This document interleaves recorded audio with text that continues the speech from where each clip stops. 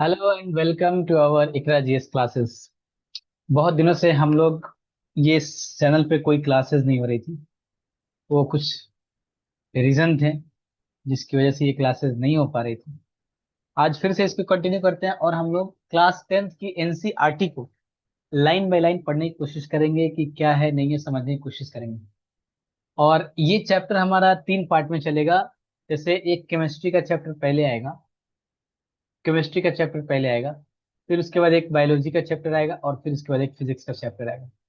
तो 4 चैप्टर इधर से हैं, 4 चैप्टर इधर से, 4 चैप्टर एक और चैप्टर, मतलब 5 चैप्टर पूरे ऊपर कर लीजिए। तो टोटल 13 चैप्टर है इसमें। तो पूरा का 13 चैप्टर पढ़ेंगे हम लोग। प्रीवियस ईयर क्वेश्चंस भी इधर से आए हुए हैं बहुत सारे, उसके ऊपर भी डिस्कस करेंगे हम लोग। प्रीवियस ईयर क्वेश्चंस के ऊपर भी बात करेंगे हम लोग। बात करते हैं, सबसे पहले यहाँ पे लिखा है facts are not science as the dictionary is not literature. ये बोला था मार्टिन एच फिशर ने। ये जो एनसीईआरटी का सीरीज है ये कहाँ कहाँ काम आने वाला है। ये एनसीईआरटी का जो सीरीज है, ये एनसीईआरटी का सीरीज कोई भी आप गवर्नमेंट एग्जाम की प्रिपरेशंस कर रहे हैं, वो चाहे सेंट्रल लेवल का हो या फिर स्टेट लेवल का, उसमें बहुत इंपॉर्टेंट है। अगर आप सीबीएसई का एग्जाम दे रहे हैं, सीबीएसई का एग्जाम दे रहे हैं क्लास 10th का, वहां पे भी ये इंपॉर्टेंट है, आपका इसका कंसेप्ट लगेगा आपको। एंड अभी आपका फिलहाल अगर हम बात करें तो TRE 4.0 आने वाला है। वेरी वेरी वेरी इंपॉर्टेंट, यहाँ से मतलब एनसीईआरटी हर एक एग्जाम का बेस है, आप लोग को आई होप कि मालूम होगा। इसलिए इस वीडियो को लास्ट तक देखेंगे और वीडियो अच्छे लगे तो जरूर कमेंट करेंगे और अपने दोस्तों के साथ शेयर करेंगे, क्योंकि ये एनसीईआरटी का जो सीरीज है वो लाइन बाय लाइन हम आप लोगों के साथ शेयर करेंगे। तो सबसे पहला चैप्टर है हमारा केमिकल रिएक्शन एंड इक्वेशन। क्या बोल रहा है कि consider the following situations of daily life and think what happens when. क्या बोल रहा है कि milk is left at room temperature during summer. अगर दूध को गर्मी के दिनों में बाहर छोड़ दिया जाए, है ना। उसके बाद बोल रहा है कि an iron tawa pan nail is left exposed to humid atmosphere. अगर किसी आयरन को अगर हम खुले ह्यूमिड एटमोस्फेयर में, वातावरण में अगर खुला रख दे, तो क्या होगा, इसके ऊपर थिंक करना है। डेली लाइफ में जो हो रहा है इसको सोचना है। बोला ग्रेप्स गेट फर्मेंटेड, और फिर देखते हैं कि फूड इज कुक्ड और food gets digest in our body and we respire.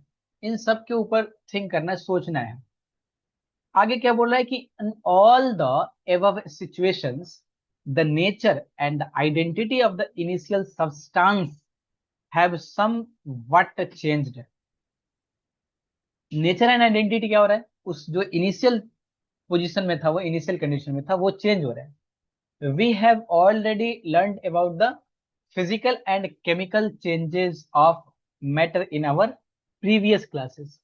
Class 9 में हम लोग ऑलरेडी क्या होता है हमारा फिजिकल चेंजेस और केमिकल चेंजेस, ये ऑलरेडी हम लोग देख चुके हैं। जैसे एग्जांपल यहाँ बोल रहा है कि what whenever a chemical changes occurs we can say that chemical reaction has taken place. Chemical changes अगर हो रहा है वहां पे केमिकल रिएक्शन कुछ हो रहा होगा।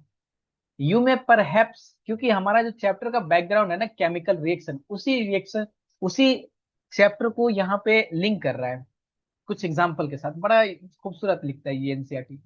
You may perhaps be wondering as to what is actually meant by chemical reaction. अब हम लोग यहाँ पे देखेंगे कि एक्चुअली में केमिकल रिएक्शन से क्या होता है। How do we come to know that a chemical reaction has taken place. Let us perform some activities show find the answer to this questions. कुछ एक्टिविटीज करते हैं। सबसे पहला एक्टिविटीज यहाँ पे ये बोल रहा है, क्वेश्चन दे दिया पहले कि this activity needs the teacher assistance, it would be better if students wear suitable eye glass.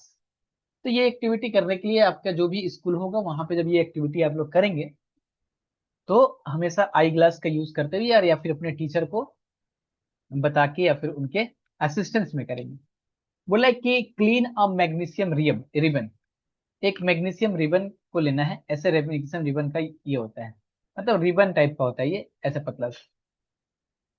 ये तो हमें क्या लेना है, एक मैग्नीशियम रिबन लेना है जो 3 से 4 सेंटीमीटर का होगा। 3 से 4 सेंटीमीटर का मैग्नीशियम रिबन लेना है और उसको रब करना है सैंड पेपर से। उसके बाद how hold it with a pair of tongs, इसको पेयर ऑफ टोंग्स के साथ पकड़ना है इसको। एंड पकड़ने के बाद ये चमटा टाइप के बोल सकते हैं इसको। एंड स्प्रिट लैम्प और burner and collect the ash so formed in which glass as shown in the figure 1.0।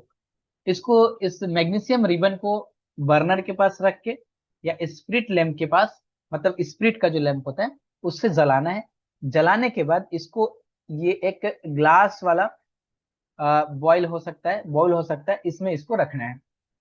रखने के बाद हम क्या देख पाएंगे कि जो बर्न, ये जो सबसे पहले क्या होता है, burn the magnesium ribbon keeping it away as far possible from your eyes, मतलब इसको दूर रखना है जब भी जले। व्हाट डू यू ऑब्जर्व, क्या ऑब्जर्व करते हैं आप? हम ऑब्जर्व करेंगे जब मैग्नीशियम रिबन को हम जलाते हैं तो ये जब जलता है तो ये वाइट फ्लेम के साथ जलता है और बहुत तेजी से जलता है। तो इसको केमिस्ट्री में इसको बोलते हैं डिजल्स फ्लेम, है ना। और ये जलने के बाद जो इसका प्रोडक्ट बचता है, उस प्रोडक्ट को एक कांच के गिलास में रखते हैं और वो हमारा जो होता है वो मैग्नीशियम ऑक्साइड होता है। ये मैग्नीशियम रिबन है, ये टोंग्स जो है चमटा बोल सकते हैं इसको, और ये बर्नर है हमारा स्प्रिट बर्नर। और जब इस जलने के बाद ये व्हाइट कलर का जो पाउडर मिला मुझे, राख जिसको बोलते हैं हम लोग, वो हमारा क्या है, वो है मैग्नीशियम, मैग्नीशियम ऑक्साइड, ठीक है ना। अब इसी चीज को इधर एक्सप्लेन किया है जो मैंने आप लोग को बताया अभी, कि जब हम जलाते हैं इसको, you must have observe that magnesium ribbon bonds with a dazzling white flame, बहुत तेजी के साथ जो व्हाइट फ्लेम के साथ जलता है, and change into white powder. This powder is magnesium oxide. It is form due to reaction between magnesium and oxygen present in air. यानी कि मैग्नीशियम को जब ऑक्सीजन के साथ जलाते हैं तो ये हमें मिलता है MgO। ध्यान रहे ये बैलेंस रिएक्शन नहीं है, तो अगर इसको बैलेंस करने अगर हम जाएं तो ये हमारा हो जाता है 2MgO। ये मैग्नीशियम ऑक्साइड मिलता है जब मैग्नीशियम रिबन को जलाते हैं हम लोग। कैसा फ्लेम में जलता है ये? डेजलिंग व्हाइट फ्लेम के साथ। दूसरा एक्टिविटी बोल रहा है कि take lead nitrate solution in test tube. एक टेस्ट ट्यूब में लेड नाइट्रेट का फॉर्मूला क्या होता है हमारा? PbNO3। लेड नाइट्रेट लेना है और उसके साथ क्या मिलाना है? Test tube and add potassium iodide solution. Potassium iodide यानी KI इसके साथ मिलाना है। तो ये हमारा क्या बनता है? पोटेशियम आयोडाइड बनता है, सॉरी, लेड आयोडाइड बनता है, एंड प्लस पोटेशियम नाइट्रेट बनता है। इसको भी फॉर्मूला के फॉर्म में लिखते हैं, potassium nitrate KNO3। What do you observe, तो हमने ये ऑब्जर्व किया। तो यहाँ पे मे बी नहीं, तीसरा एक्टिविटी करना है। थर्ड एक्टिविटी क्या बोल रहा है?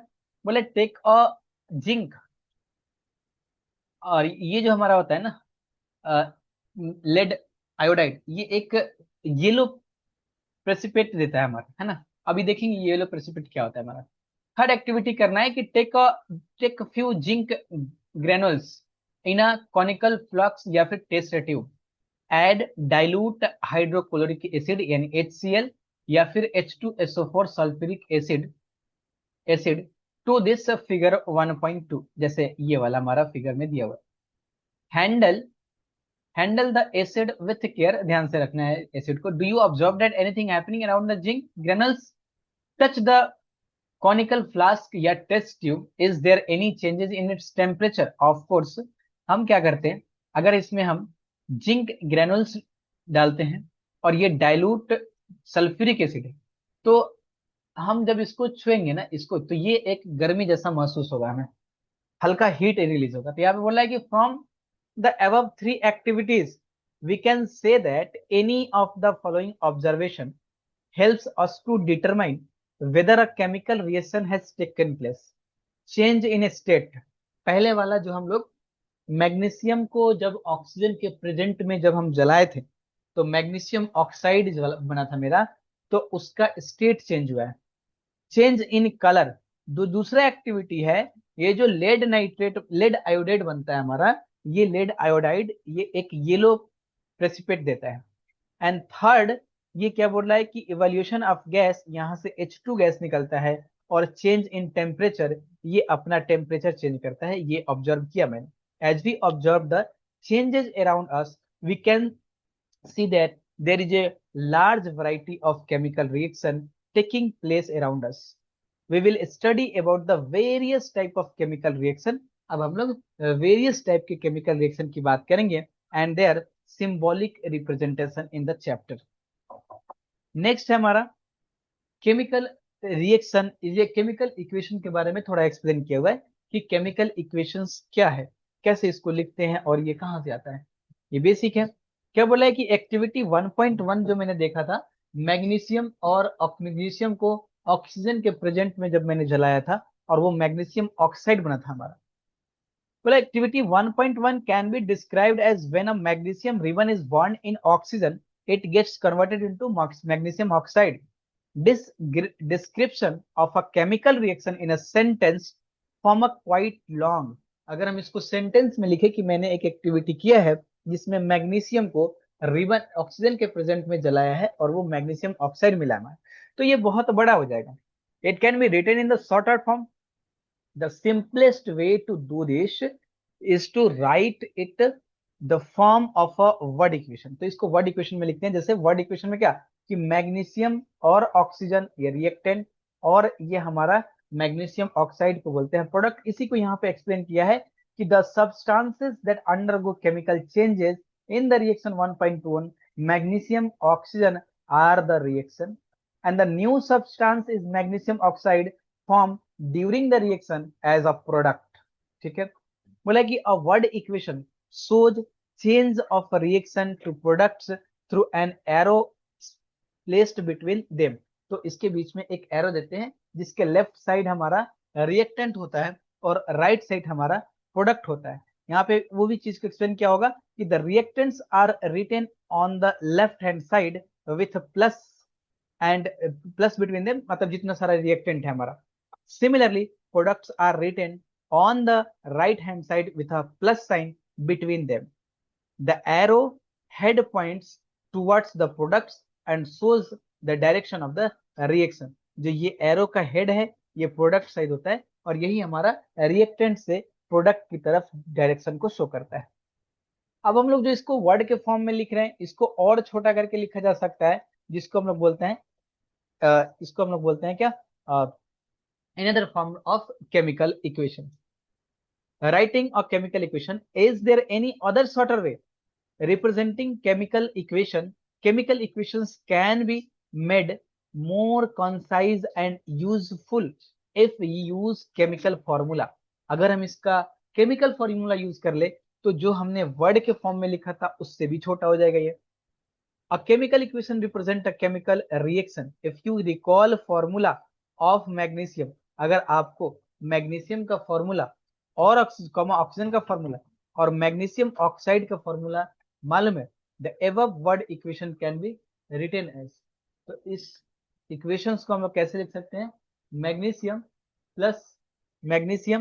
Plus oxygen is equal to magnesium oxide. ध्यान रहे ये हमारा बैलेंस रिएक्शन नहीं है। अब यहाँ पे इसको यहाँ पे एक्सप्लेन करेगा कि बैलेंस के बारे में। बोल रहा है कि count and compare the number of atoms of each element on the left hand side and right hand side of the arrow. तो अगर काउंट करते हैं तो यहाँ पे मैग्नीशियम का कितना एटम है, एक, इधर भी एक है, ठीक है। ऑक्सीजन का दो, इधर है एक ही। बोला is the number of atoms each element the same on the both sides. If yes then the equation is balanced. अगर दोनों साइड एटम्स का नंबर इच एलिमेंट का अगर सेम है तो बोलेंगे उसको हम लोग बैलेंस्ड रिएक्शन, अदरवाइज इसको बोलेंगे हम लोग अनबैलेंस्ड रिएक्शन। तो ये हमारा अनबैलेंस्ड है। If not the equation is unbalanced because the mass is not same on both sides of the equation. Such a chemical equation is a skeletal chemical equation. ठीक है ना। तो स्केलेटल केमिकल इक्वेशन क्या है, तो वो हमारा सिर्फ एलिमेंट का जिस जिस एलिमेंट का हमने यूज किया है रिएक्शन में सिर्फ वो अगर नोटेशन के फॉर्म में दिया हो तो उसको बोलते हैं skeletal chemical equation. Equation 1.2 is a skeletal chemical equation for burning magnesium in the air. अब थोड़ा सा बात कर लेते हैं कि balance chemical equations, chemical equation को बैलेंस कैसे करते हैं। बोला कि recall the law of conservation of mass. That you study in class 9। Class 9 में आपने लॉ ऑफ कंजर्वेशन ऑफ मास पढ़ा था, उसको रिकॉल करिए। तो क्या होता है law of conservation of mass? कि mass is neither create nor destroy, है ना।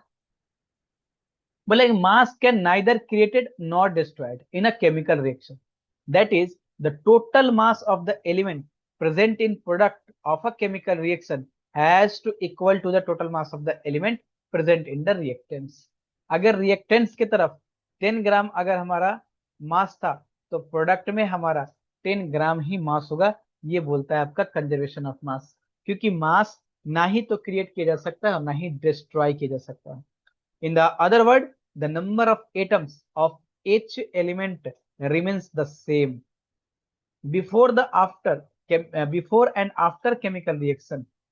Hence, we need to balance a skeletal chemical equation is a chemical equation. Is the chemical equation 1.2 balance? आपसे क्वेश्चन पूछ रहा है, ये क्वेश्चन मार्क है कि क्या ये जो इक्वेशन है केमिकल इक्वेशन 1.2 क्या ये बैलेंस केमिकल इक्वेशन है?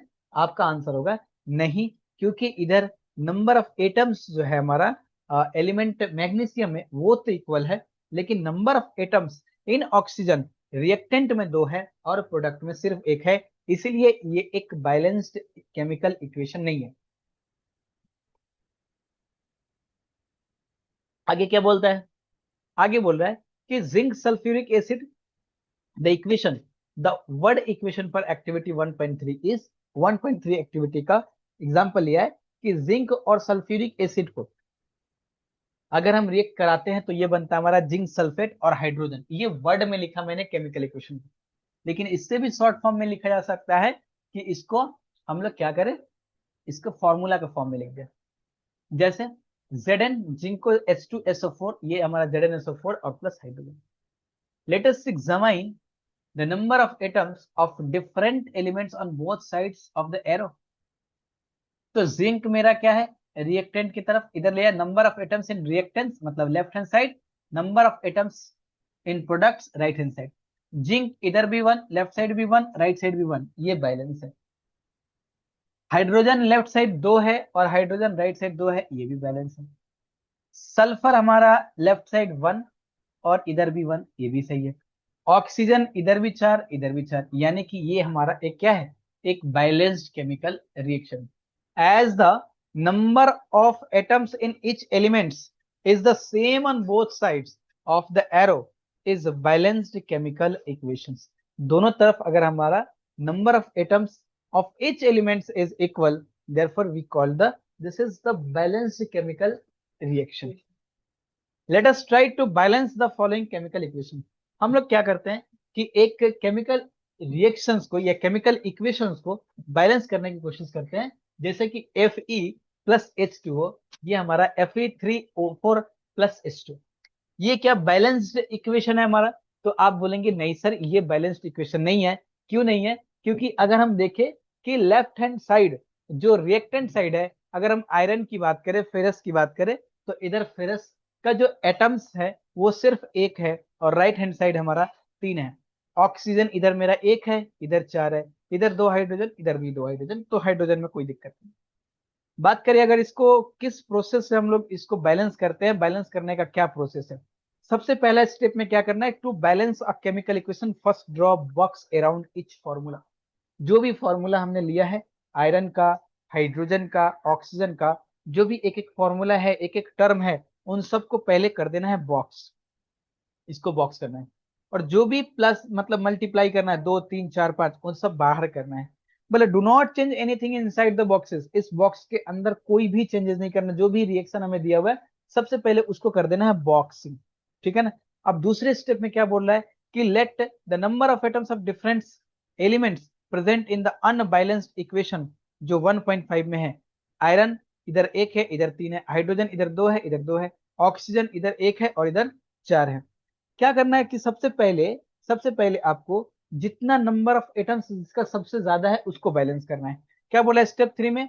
It is often convenient to start balancing with compound the contents the maximum number of atoms. तो मैक्सिमम नंबर ऑफ एटम्स किसके पास है? ऑक्सीजन के पास है यहाँ पे, तो सबसे पहले ऑक्सीजन को बैलेंस करना है। इधर 1 है, इधर 4 है, तो इस बॉक्स के बाहर 4 से मल्टीप्लाई कर देंगे, है ना। इट में रिएक्टेंट और product we compound selected the element, ये किधर भी प्रेजेंट हो, रिएक्टेंट की तरफ या फिर प्रोडक्ट की तरफ, which has maximum number of atoms using this criteria we select Fe3O4 and the element oxygen in it. There is 4 oxygen atoms in right hand side, has only one only on the RHS. Balance the oxygen atoms. तो oxygen atom को balance करते हैं, तो इसको 4 से multiply अगर कर दें, मैं समझा देता हूं फिर उसके बाद हम लोग लिखेंगे। अगर इसको 4 से मल्टीप्लाई करते हैं तो 4 ऑक्सीजन तो इधर हो गए, इधर भी 4 ऑक्सीजन हो गए, लेकिन हाइड्रोजन इधर हो गए 8 और इधर हो गया, तो फिर से इधर 4 करना पड़ेगा, तो हाइड्रोजन भी 8 हो गए। Fe3 इधर 3 है, तो यहाँ तीन तीन आयरन है, इधर भी 3 कर लेते हैं। तो सबसे पहले स्टार्ट करना है आपको ऑक्सीजन से, जो मतलब नंबर ऑफ एटम सबसे ज्यादा, जिस एलिमेंट का नंबर ऑफ एटम सबसे ज्यादा है उसी को पहले बैलेंस करना है, और उसके वजह से फिर जो अनबैलेंस्ड हुआ फिर उसको बैलेंस करना है, जिसके वजह से ऑक्सीजन को बैलेंस करने की वजह से हाइड्रोजन अनबैलेंस्ड हुआ था, तो हमने 4 × 2 8 यानी कि 4 को हाइड्रोजन को बैलेंस किया। कोई चीज यहाँ पे दिया हुआ है कि to equalise the number of atoms it must be remember that we can not alter the formula of the compounds और elements involve in the reaction. For example, to balance oxygen, तो ऐसे पार्शियली हमें यहाँ पे फिर क्या है, to equalise the number of atoms, क्या बोला कि to equalise the number of atoms it must be remembered that we can not alter the formula of the compounds और elements involve in the reaction. For example, to balance oxygen atoms we can put coefficient 4 as 4 × H2O, not H2FO4, मतलब box के बाहर ही करना है, ये तो बता रहा है ऐसा नहीं करना है या फिर ऐसा भी नहीं करना है। Now partially balanced equation becomes Fe4H2O and Fe3O4 is equal plus H2O। Step 4 में क्या बोल रहा है कि Fe and H atoms are still not balanced, pick any of these elements to proceed further, let us balance the hydrogen atoms in the partially balanced equation। To equalize the number of hydrogen atoms, make the number of molecules of hydrogen as 4 on right hand side। Atoms of hydrogen initial में कितना था, H2 4 8, balance में भी कितना हो गया 8, hydrogen after in product में कितना 8, और अभी भी क्या है हमारा 8। द इक्वेशन वुड बी, हमारा अब क्या हो गया Fe4H2O, Fe3O4 and 4H2O partially balanced है। अभी भी हमारा ये आयरन बैलेंस नहीं है, तो यहाँ पे 3 से कर देंगे तो हो जाएगा, बस वही स्टेप यहाँ पे लिखा है इधर। बोला कि examine the above equations can pick the third element which is not balanced, you can find the only one element left to be balanced, this is the iron।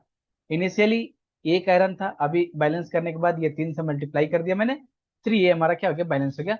Finally check the correctness the balance equations, we count atoms each element on both sides, check कर लेते हैं, 3 iron, इधर भी 3, oxygen हमारा 4, इधर भी 4, hydrogen 8, इधर भी हमारा 8 है।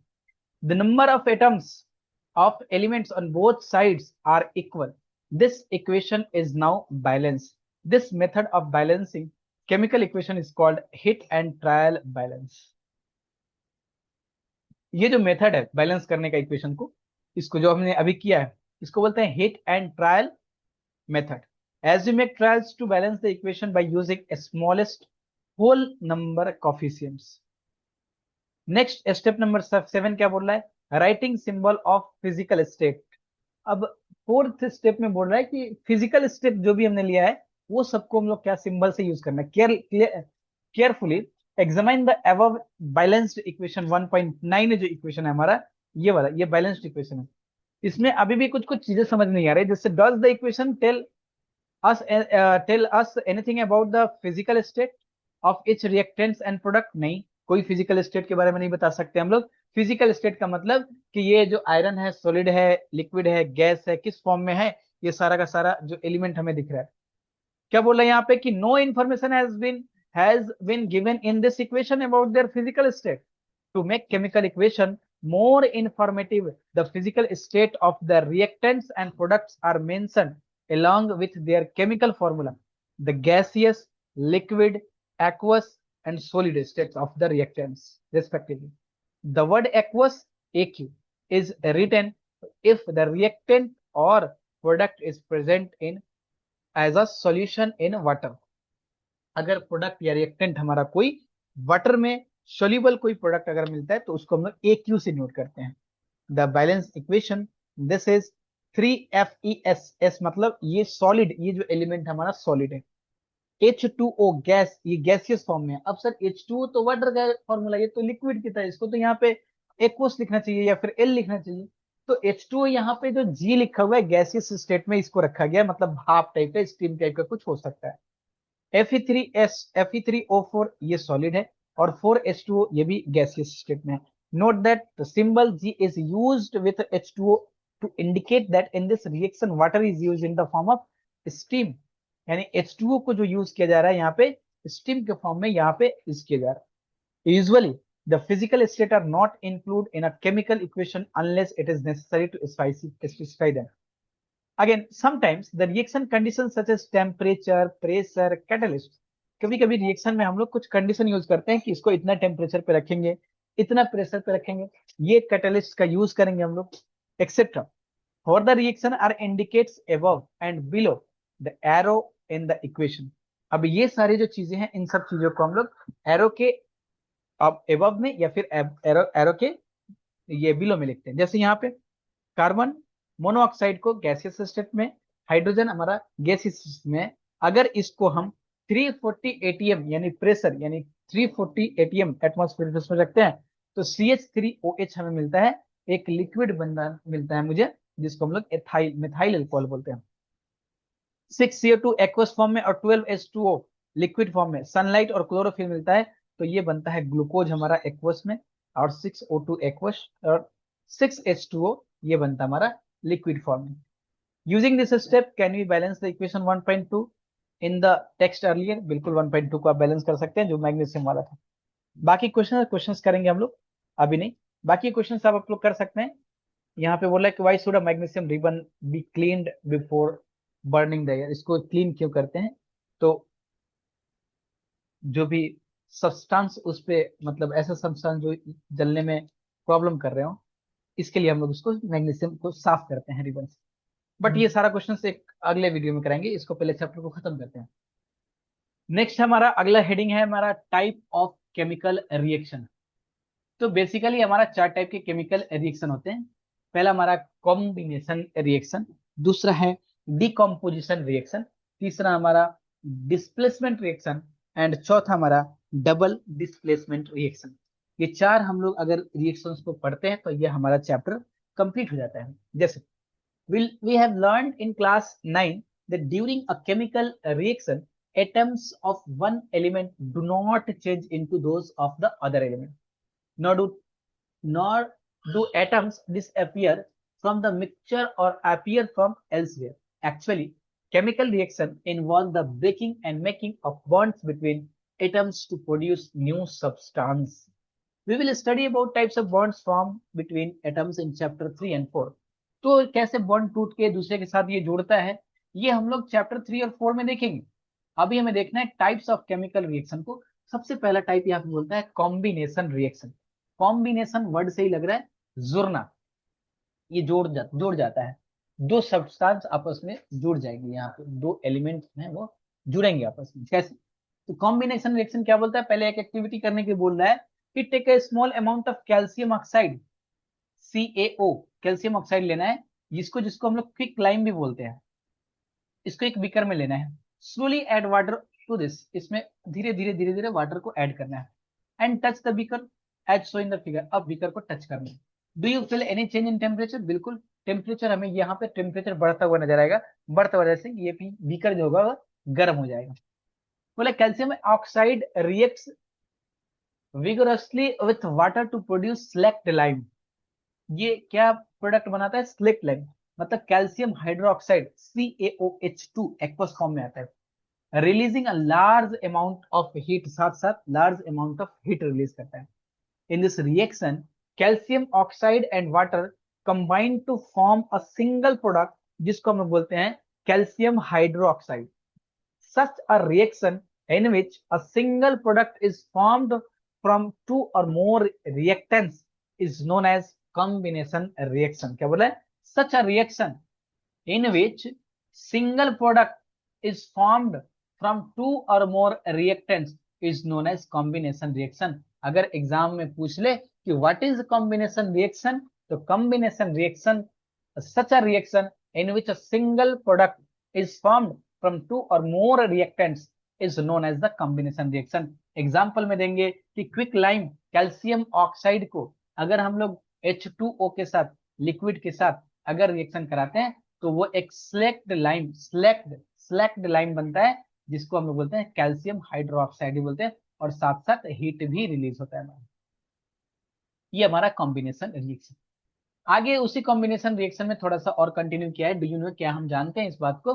बिल्कुल जानते हैं कि solution of select lime produced by the reaction of 1.13, जो सेलेक्ट लाइम हमारा प्रोड्यूस हुआ है यहाँ पे इस रिएक्शन से, इधर गया भाई बैक में, ये वाला, ये जो सेलेक्ट लाइन हमारा बना है ये CaOH2 used white washing walls, जो घर पे जो चूना होता है ना, गांव वगैरह में देखे होंगे आप लोग, उसमें यही हम लोग यूज करते हैं। Calcium hydroxide react slowly with the carbon dioxide, ये स्लोली धीरे धीरे कार्बन डाइऑक्साइड के साथ रिएक्शन करता है in the air, form a thin layer calcium carbonate, ये एक पतला सा कैल्शियम कार्बोनेट का ये एक पतला सा लेयर बनाता है वॉल पे। And calcium carbonate is form after 2 to 3 days white washing and gives a shiny finish to walls. It is interesting to note that chemical formula to marble is also CaCO3. यानी select calcium hydroxide या slaked lime को जब carbon dioxide से reaction कराते हैं तो calcium carbonate बनता है और फिर वाटर, है ना। नेक्स्ट बोल रहा है कि let us discuss some more example of combination reaction, जैसे burning of coal, carbon solid form में, ऑक्सीजन को गैसियस फॉर्म में। अगर हम जलाते हैं तो कार्बन डाइऑक्साइड गैस निकलता है हमारा, है ना। एंड देन उसके बाद हमारा क्या है, एक और एग्जांपल दिया हुआ है, जैसे फॉर्मेशन ऑफ वाटर, जैसे हाइड्रोजन गैस को ऑक्सीजन गैस के साथ जब रिएक्शन कराते हैं तो ये बनता है हमारा 2 मोल H2O और 1 मोल ऑक्सीजन अगर हम लेते हैं तो ये हमारा बनता है क्या, नहीं नहीं मत बोलो, नेक्स्ट दिया हुआ है हाइड्रोजन और ऑक्सीजन से हमारा बनता है लिक्विड जो कि वाटर है। In simple language, we can say that when two or more substances, elements या compound combine to form a single product, the reactions are called combination reaction. In activity 1.4, we also observe that a large amount of heat is evolved. 1.4 activity कौन सा activity था हमारा, याद है आप लोगों को? 1.4 एक्टिविटी 1.4 एक्टिविटी जो हमने अभी देखा है जस्ट थोड़ी देर पहले, कॉम्बिनेशन रिएक्शन वाला, जो कैल्शियम ऑक्साइड में जब वाटर हम डालते हैं तो हीट रिलीज होता है, large amount of heat is evolve, this make the reaction mixture warm, reaction in which heat is released along with the formation of products are called exothermic reaction. मतलब heat is released along with formation of products, अगर product के formation में heat अगर release होता है, इस type के equation को एक और हम लोग नाम देते हैं जिसको हम बोलते हैं exothermic reaction, chemical reaction. Other example of exothermic reaction are burning of natural gas, ये भी जब हम लोग CH4 और प्लस ऑक्सीजन के प्रेजेंट में जब इसको जलाते हैं तो कार्बन डाइऑक्साइड और H2O निकलता है और बहुत सारा हीट रिलीज होता है। Do you know the respiration is an exothermic process? Yes, ये हम लोग पढ़ेंगे चैप्टर नंबर 5 में, लाइफ प्रोसेसेस में। We all know that we need energy to stay alive, हम सब जानते हैं कि हमें जिंदा रहने के लिए एनर्जी की जरूरत है। We get this energy from the food we eat, और ये एनर्जी हमें जब हम भोजन लेते हैं उससे मिलता है। During digestion food is broken down into simpler substances, इस डाइजेशन में जो फूड होता है हमारा वो सिंपलर सबस्टांसेस में ब्रेक होता है। For example, rice, potatoes and bread contain carbohydrate. This carbohydrate broken down to form glucose, and this glucose combines with oxygen in the cell, our body, and provides energy. The special name of this reaction is respiration. This process which we'll study chapter 6 शायद मैंने 5 बोला था, chapter 6 में C6H12O6 glucose और carbon sorry oxygen के present में 6CO2 plus H2O and plus energy. Third है हमारा the decomposition of vegetable matter into compost is also an example of exothermic reaction. Identify the type of reaction taking place activity 1.0। हमें बता रहा है कि identify करने के लिए कि 1.1 जो एक्टिविटी हमने किया है, where heat is given out along with the formation of single product। Single product को फॉर्म करने के लिए हमने हिट बाहर से दिया इसको, तो इसको हम लोग बोलते हैं एंडोथर्मिक रिएक्शन। जब प्रोडक्ट को फॉर्म करने के लिए अगर हिट मुझे बाहर से देना पड़े, वो क्या है हमारा एंडोथर्मिक रिएक्शन।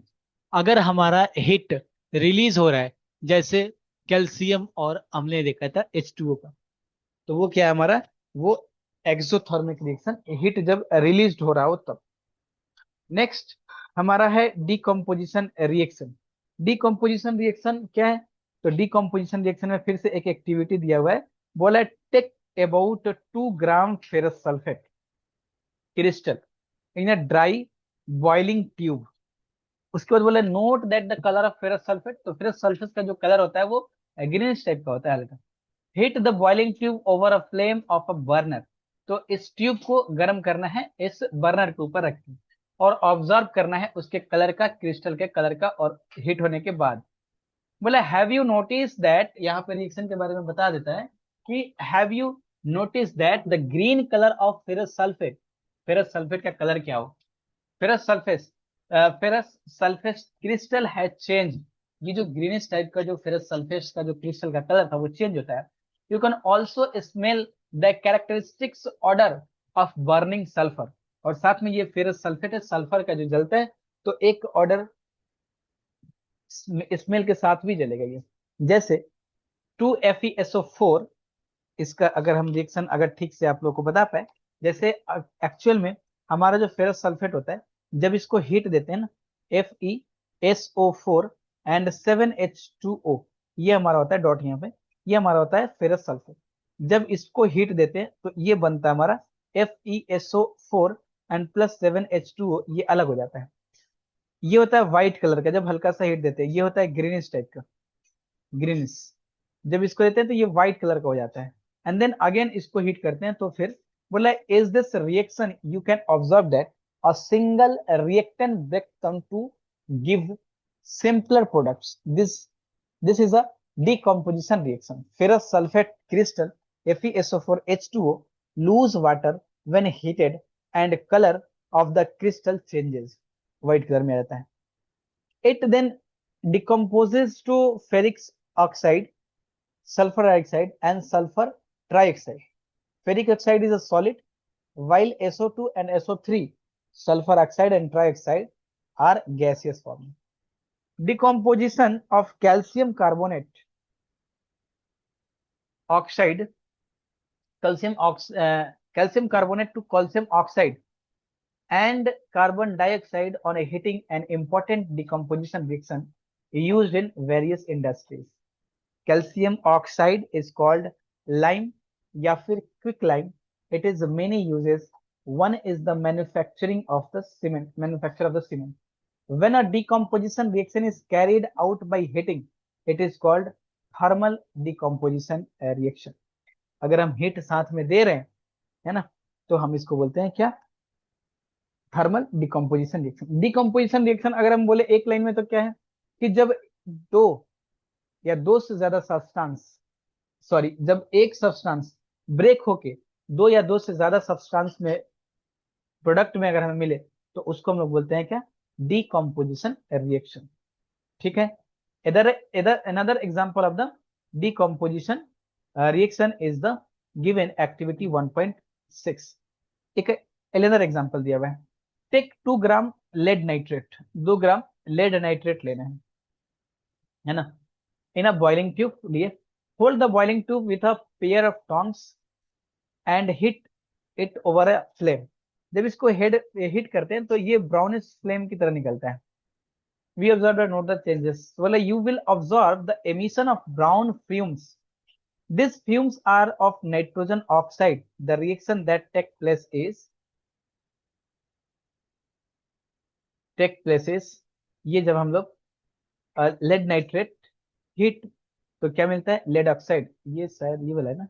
हाँ, लेड नाइट्रेट, नाइट्रोजन ऑक्साइड और ऑक्सीजन बनता है, यानी कि एक सब्सटेंस मिलके दो सब्सटेंस में, तीन सब्सटेंस में ब्रेक हो गया। Late us perform some more decomposition reaction as given activity 1.7 और 1.8। कुछ और एक्टिविटीज करने के लिए बोल रहा है 1.7 और 1.8। एक प्लास्टिक का मग लेना है और उसमें दो ड्रिल करना है, होल करना है ड्रिल से, at base and fit the rubber stuffs, और इसमें रबर स्टफ फिट कर देना है। This holes insert a carbon electrodes in this rubber stuffs as shown in the figure. जैसे यहाँ पे रबर यहाँ पे फिक्स कर दिया। Connect this electrodes to 6 volt battery, इसको 6 वोल्ट बैटरी से कनेक्ट कर दिया, पॉजिटिव और नेगेटिव साइन जो भी होता है। Fill the mug with water such that the electrodes are immersed. Add few drops of dilute sulfuric acid of the water. इसमें कुछ dilute sulfuric acid मिला देना है पानी भरने के बाद। Take 2 test tubes filled with water and invert them over 2 carbon electrodes. Switch on the current and leave the apparatus undisturbed of some time. अब क्या करना है, इसको फिल कर दिया हमने वाटर से, सल्फ्यूरिक एसिड भी डाल दिया, दो रॉड लेना है, कैथोड रॉड और एनोड रॉड। जैसे हम इसको जरा इस एक्टिविटी को समझा देते हैं, क्योंकि यहाँ पे राइटिंग में बहुत सारा ये लिखा हुआ है। एक मग लेना है, इसमें पानी डालना है, इसको दो इससे मतलब यहाँ पे ड्रिल करना है, छेद कर देना है, और इसको फोम टाइप का कुछ डाल के इसको बंद करना है। एंड देन इसके ऊपर एक रॉड ले लेना है कैथोड का, और एनोड का एक रॉड ले लेना है, पानी भरना है, इसमें सल्फ्यूरिक एसिड डालना है। डालने के बाद इस बैटरी के पावर को यहाँ पे स्विच दिया हुआ, स्विच को ऑन कर देना है।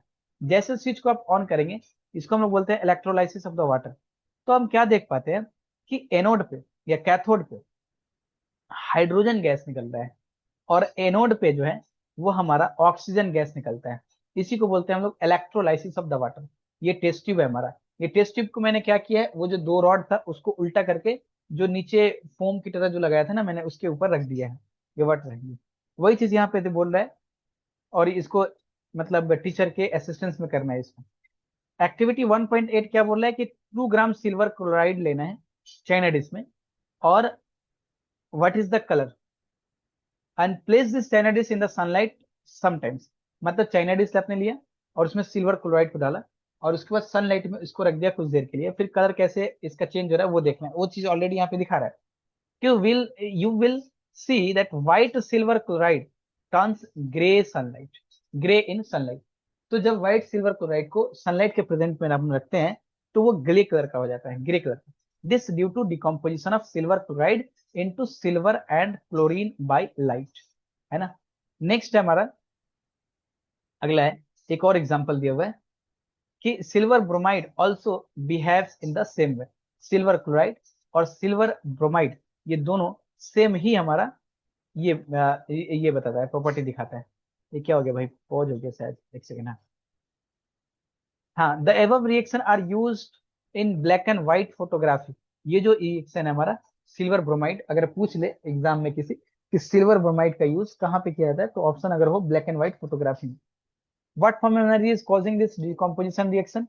We see, we have seen that decomposition reaction require energy either in the form of heat, light, electricity। क्योंकि एक सब्सटेंस को तोड़ के दो सब्सटेंस में ब्रेक करना है, तो हम इसको एनर्जी देते हैं। अब किस फॉर्म में हो सकता है वो, हीट के फॉर्म में, लाइट के फॉर्म में, इलेक्ट्रिसिटी के फॉर्म में। Breaking down the reactants, reaction in which energy is observed are known as endothermic reaction। इसको क्या बोलते हैं, एंडोथर्मिक रिएक्शन बोलते हैं। Carry out the following activity, एक और एक्टिविटी यहाँ पे दिया हुआ है, ये देख लेंगे। क्वेश्चंस हम लोग अगले चैप्टर में करेंगे सारे क्वेश्चंस। नेक्स्ट हमारा आता है डिस्प्लेसमेंट अगले वीडियो में करेंगे। मतलब अगला हमारा आता है डिस्प्लेसमेंट रिएक्शन। डिस्प्लेसमेंट रिएक्शन को समझाने के लिए फिर से एक एक्टिविटी दिया है। क्या बोल रहा है कि take 3 iron nails and clean them by rubbing with sand paper. उसको साफ करना है सैंड पेपर से। Take 2 test tubes, 2 test tube लेना है, mark as A and B.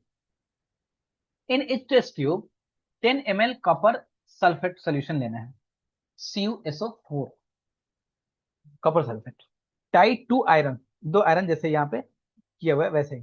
Tie 2 iron nails with thread and immerse them carefully in the copper sulphate solution in test tube B. तो एक test tube मैंने ए लिया था, एक test tube B लिया था, 10 ml हमने कॉपर सल्फेट उसमें लिया। तो हमने क्या किया, इस जो नेल था हमारा उसको ये टेस्ट ट्यूब बी में मैंने 20 मिनट्स के लिए रख दिया। Keep 1 iron nail aside comparison, एक बाहर रखना है कंपैरिजन करने के लिए। After 20 minutes take out the iron nails from the copper sulphate solution. अब इस कॉपर सल्फेट से 20 मिनट्स के बाद निकालना है। Compare the intensity of blue colour of the copper sulphate solution in the test tube A and B. तो जो copper sulphate था टेस्ट ट्यूब में ए और कॉपर सल्फेट था टेस्ट ट्यूब में B, this is the A and this is the B. तो copper sulphate solution था ये हमारा थोड़ा सा लाइट ब्लू बोल सकते हैं, ब्लू कलर का था। अब बी में मैंने जो 2 नेल रखे थे और ए में तो कुछ नहीं रखा हुआ था। अब कंपेयर करना है जरा सा, तो क्या दिखेगा मुझे, मुझे दिखेगा इसका ब्राउनिश कलर। यहाँ पे क्या दिखेगा, iron nail taken out from copper sulphate reaction, तो ये थोड़ा सा ब्राउनिश कलर का हो गया होगा। और ये बाहर जो आयरन नेल रखे थे कंपेयर करने के लिए। And copper sulphate solution test tube A and test tube B वाला, ये test tube stand reaction mixture test tube B, दोनों का कलर देखिए कैसा है। बोले आयरन नेल्स बी, ये वाला, कि iron nails and copper sulphate solutions compared before and after. क्या देखने को मिलता है, why does the iron nails become brownish in colour and blue colour of the copper sulphate solution fades. यानी कि सॉल्यूशन हल्का ब्लू कलर का हो गया और नेल हमारा ब्राउनिश कलर का हो गया। The following chemical reaction take place this activity, यानी कि आयरन और कॉपर सल्फेट में क्या हुआ, ये कॉपर सल्फेट हमारा, ये कॉपर सल्फेट ये हमारा ये क्या बोलते हैं डिस्प्लेस हो गया है। और इसका जो SO4 है वो आयरन के साथ चला गया है। इससे हमारा आयरन सल्फेट बन गया और ये कॉपर, मतलब डिस्प्लेस हो गया हमारा। ये तो एग्जांपल के साथ बता रहा है, हम जस्ट आपको समझा रहे हैं कि ये हमारा डिस्प्लेसमेंट रिएक्शन में यहाँ का SO4 डिस्प्लेस होके Fe के पास चला गया और ये आयरन सल्फेट बन गया हमारा। तो ये हमारा क्या होता है, displacement reaction. In this reaction iron has displaced और removed another element copper from copper sulfate solution. This reaction is known as the displacement reaction. Other example of the displacement reaction, ZnCuSO4, देखिए ये SO4 displace होके Zn के पास चला गया, ZnSO4 बना गया और ये Cu बन गया। PbCuCl2, PbCl2 हो गया, यानी कि ये जो लेड है इसको तोड़ने में सक्षम है, इसको तोड़ सकता है, कैपेबल है, ये तोड़ के इसको अपने साथ मिला सकता है, इसको डिस्प्लेस कर सकता है अपनी तरफ। सारे एग्जाम्पल ध्यान रखना है क्योंकि एग्जाम में पूछ लेते हैं डायरेक्टली। बोला zinc and lead are more reactive element than copper.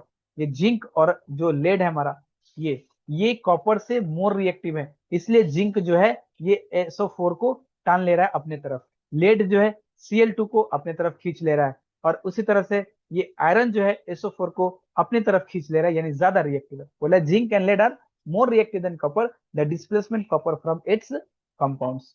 Next हमारा डबल डिस्प्लेसमेंट। इधर एक डिस्प्लेसमेंट हो रहा था, एक एलिमेंट का डिस्प्लेसमेंट हो रहा था, इधर दो डबल डिस्प्लेसमेंट होगा।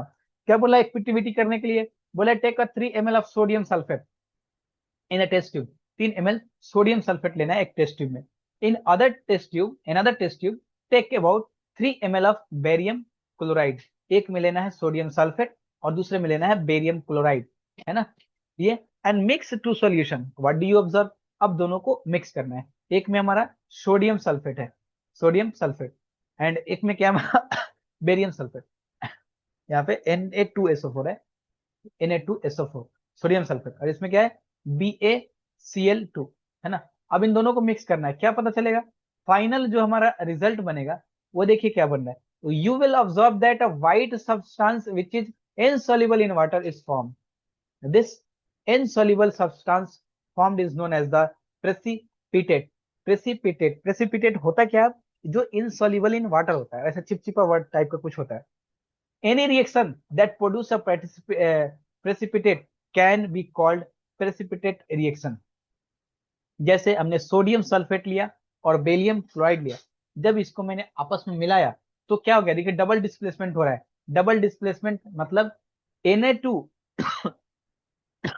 यहाँ पे क्या था, Na2 के साथ था SO4 और ये था Ba, तो Ba के साथ हमारा आ गया SO4 और Na2 के साथ SO4 था, ये Ba के साथ चला गया और Na2Cl2 यानी कि 2NaCl, ये हमारा सोडियम क्लोराइड इधर फॉर्म हो गया। ये डबल डिस्प्लेसमेंट हुआ है, एक ही रिएक्शन में दो बार डिस्प्लेसमेंट, है ना।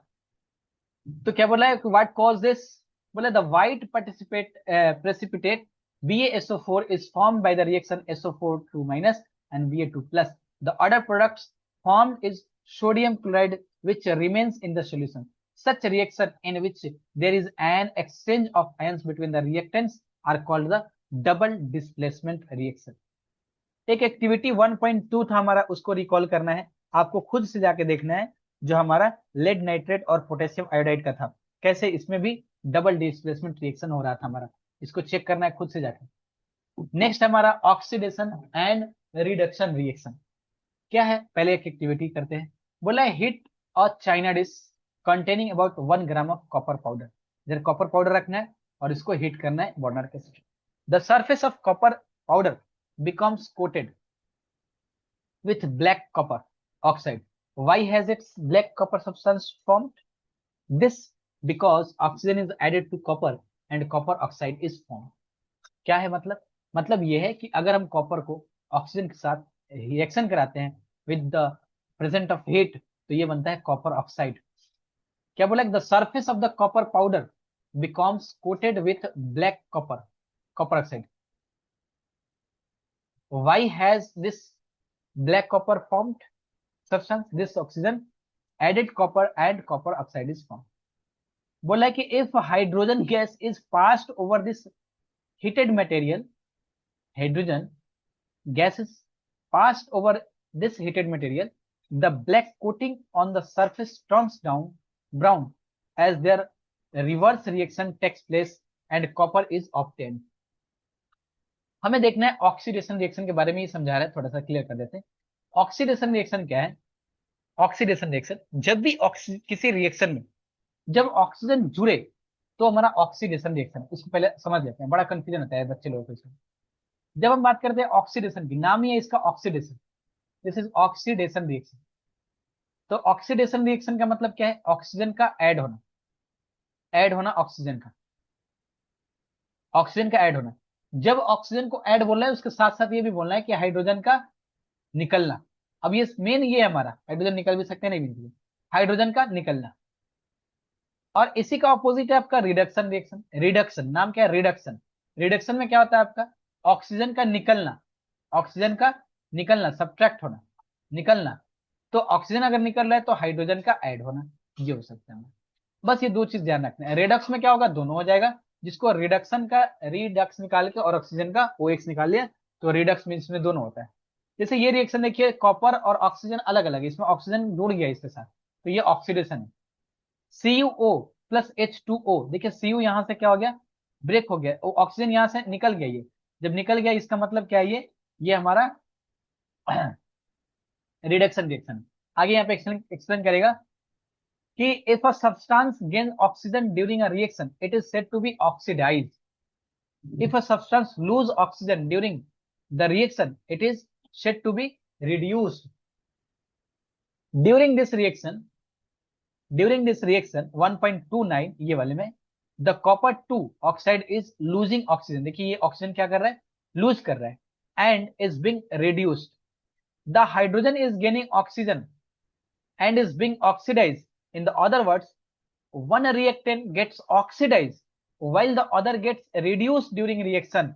Such reaction are called the oxidation reduction reaction या फिर redox reaction। मतलब क्या बोलना चाह रहे हैं यहाँ पे दोनों चीज, कि ऑक्सीजन का ऐड होना, तो मतलब हाइड्रोजन का कम होना, निकलना, और ऑक्सीजन का निकलना और हाइड्रोजन का ऐड होना। तो ये दोनों क्या बता रहा है, हमारा रेडक्स रिएक्शन के बारे में बता रहा है। जैसे यहाँ पे एक और एग्जांपल, इसमें क्या हो रहा है, ऑक्सीजन का जुड़ना, तो ऑक्सीडेशन हो गया, और इसमें क्या हो रहा है, ऑक्सीजन का निकलना, तो ये क्या हो गया, हमारा रिडक्शन हो गया। Some other example of the redox reaction, ZnO, O का निकलना, O का निकलना और C के साथ जुड़ना, तो यहां से निकल रहा है, निकलना ऑक्सीजन का निकलना, रिडक्शन रिएक्शन, ऑक्सीजन का जुड़ना, ऑक्सीडेशन रिएक्शन। MnO2, यहां से ऑक्सीजन का निकलना, और इधर से क्या, पहले ऑक्सीजन पे ही ध्यान रखना, फोकस करना है, और H के साथ ऑक्सीजन का जुड़ना, ये क्या हो गया हमारा, क्या हो गया, तो ये हमारा ऑक्सीडेशन, तो ये हमारा ऑक्सीडेशन रेडक्स रिएक्शन हो गया, है ना। नेक्स्ट हम लोग चलते हैं इसे, इसी को, यानी ये मेरा चैप्टर खत्म हो जाएगा।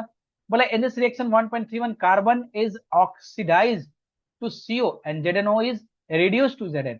Is in this reaction HCl oxidized to Cl2 whereas MnO2 is reduced to MnCl2. From the above example, we can say that if a substance gains oxygen or lose hydrogen during a reaction, it is oxidized.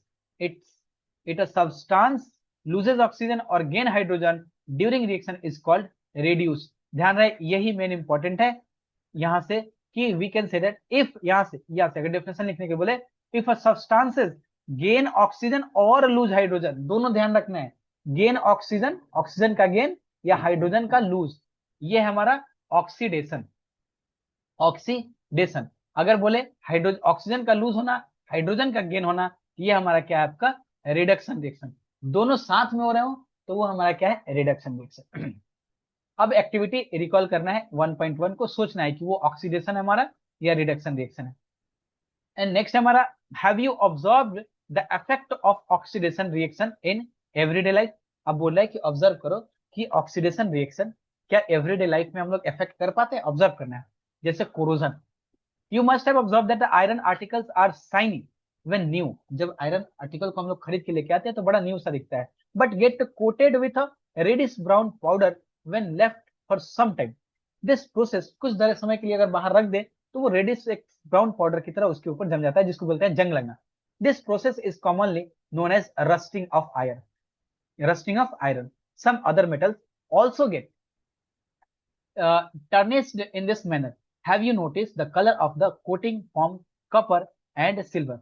When a metal is attacked by substances around in such moisture, acid, etc., it is used a corrode, and this process is called the corrosion. The black coating of silver and the green coating of the copper are other example of the corrosion. अगर चांदी का कुछ, अगर आप लोगों ने कभी use किया हो कोई आर्टिकल को या फिर ज्वेलरी वगैरह को, तो आपको पता चल रहा होगा कि कुछ दिन के बाद वो काला रहता है। शुरू में तो वो बहुत शाइनी दिखता है, लेकिन वो कुछ टाइम के बाद काला काला दिखने लगता है। उसके बाद अगर कॉपर का कोई बर्तन वगैरह हो घर में, तो वो भी ग्रीनिश ग्रीनिश टाइप का आ जाता है। ये सारा के एग्जाम्पल है, क्रोजन के एग्जाम्पल है हमारे, है ना। And corrosion cause damage of car bodies, bridges, iron railings, ships, all sub objects made of metal, especially those iron. Corrosion of iron is serious problem. Every year an enormous amount of money is spent of replace damaged iron. You will learn more about the corrosion in chapter 3 में हम लोग पढ़ेंगे इसके बारे में।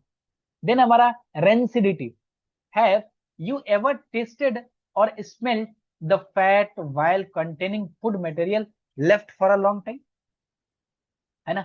हमें बोल रहा है कि कभी हम लोग जो चिप्स का पैकेट वगैरह लेके आते हैं या फिर कोई भी वाइली चीज, उसको अगर खुला थोड़ा देर के बाद छोड़ दे तो उसका टेस्ट कैसा हो जाता है, अच्छा नहीं लगता है ना। जैसे अगर मान लेते हैं आप चिप्स को लेके आए, उस चिप्स को अगर खुले पैकेट को छोड़ देते हैं कुछ देर के लिए, तो उसका टेस्ट ऐसा नहीं, वो नरम हो जाएगा, इसलिए उसका टेस्ट ही खराब हो जाता है।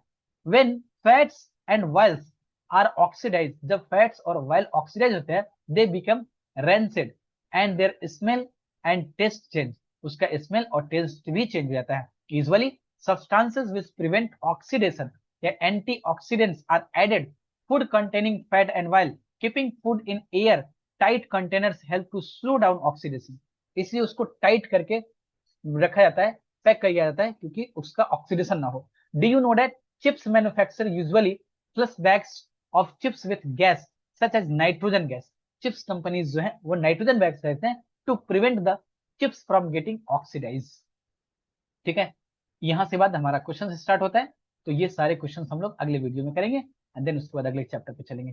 थैंक यू, धन्यवाद। अगर वीडियो पसंद आ रहा हो तो जरूर से जरूर वीडियो को लाइक करेंगे, चैनल को सब्सक्राइब करेंगे, दोस्तों के साथ शेयर करेंगे, और क्या, घंटा का जो बटन होगा वो जरूर दबा देंगे।